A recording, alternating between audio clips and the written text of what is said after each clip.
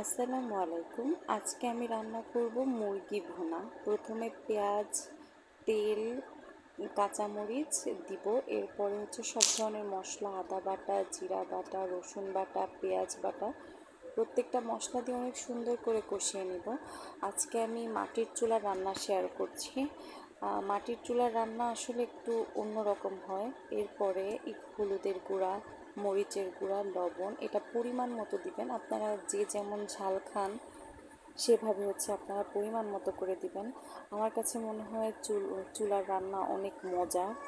এরপরে আমি সব মশলা দেওয়ার পরে আমি সুন্দরভাবে এই মশলাগুলো কষিয়ে নেব।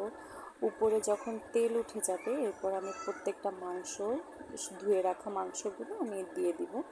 এরপরে সুন্দর করে নাড়াচাড়া করে ওই মাংসগুলো কষিয়ে নেব। যতক্ষণ না কষানো হচ্ছে ততক্ষণ আমি নাড়াচাড়া দিয়ে এরপর আমি আলুগুলো দিয়ে দিব।